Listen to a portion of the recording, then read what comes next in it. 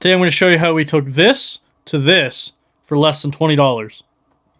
This is the spare grill that we had from the emblem video right here.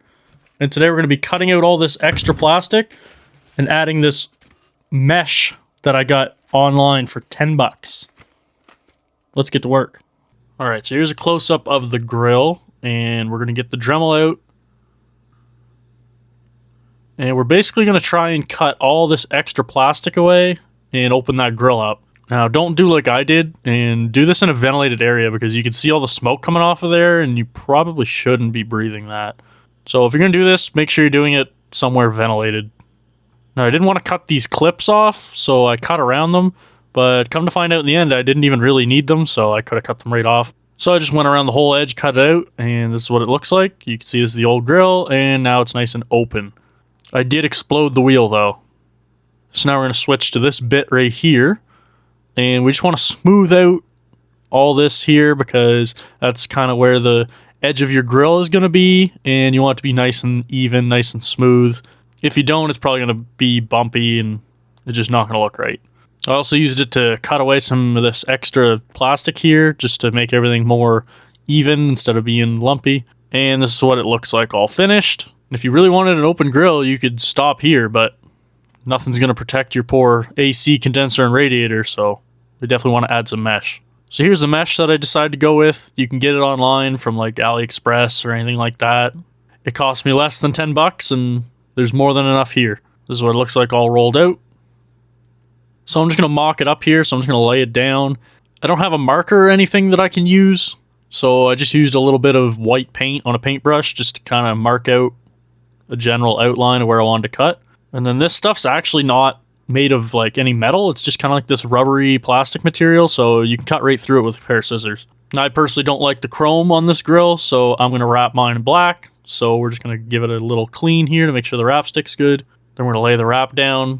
I'm using 3M wrap. I find it kind of works the best, and it also has this little plastic layer on top that prevents it from being scratched until you're ready to peel it off. So not sponsored, but I'm a big fan. Satisfying peel number 1 and satisfying peel number 2.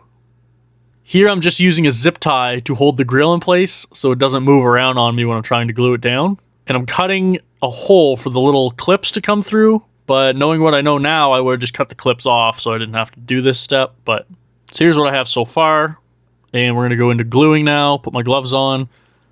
So I started out with Glue It, which actually worked pretty well in the end, but it did take a long time to dry, and it wasn't really great at holding the mesh down while I was trying to glue it, so I wouldn't not recommend it, but there's a few extra steps I should have done beforehand to make sure that it kind of worked the way it should have. But I didn't know that when I started, so here I'm just pouring an absolute ton of glue all over it, making a mess. Another tip, I should have trimmed the excess around the edges first. I thought I would do it once it was glued so I knew where exactly I had to cut and I wouldn't run short anywhere, but that ended up being a hindrance instead of a help. So you can see here I actually went ahead and did the trimming before I started gluing again. So here I decided to try super glue, and the idea was that I was going to just glue down small little points of the grill just to hold it down and then use the Glue It to kind of smear over the whole thing later on. The super glue would kind of hold it in place so it would be pushed down against the grill, and then the baking soda makes it dry instantly, but it didn't work very well. I couldn't get it to glue to the chrome, and it wasn't really doing what I wanted it to, so I had to go back to the drawing board. So I came to the realization that I should use hot glue to hold down little parts of the grill first. Now, obviously hot glue wasn't going to hold the whole mesh in place. It would kind of blow away instantly if I did that, but like I said earlier, I could glue down little pieces and space them so the whole grill would sit flush, and then I could go over it later with the Glue It. And that seemed to work out pretty good at the end. So this was the final product, and you can see I kind of went crazy with the glue. Certainly if I was doing it over again, I could have done it a little better. I even tried using a little bit of JB Weld in there, you can see. So there's a whole bunch of different glue in here, but it ended up working in the end. As long as you don't look at it from the backside, it's pretty good. And this is what it looks like on the vehicle. Honestly, it came out pretty well. I'm happy with it. The grill itself turned out well, but I'm not sure I love the look of it on my car. So I might not keep it. I might put the other grill back in, but I wanted to show you guys how it's done if you want to make one yourself. And there you have it, with just some basic at-home tools, a bottle of glue, and your cheap mesh from online. Not a bad mod if you like the look of it.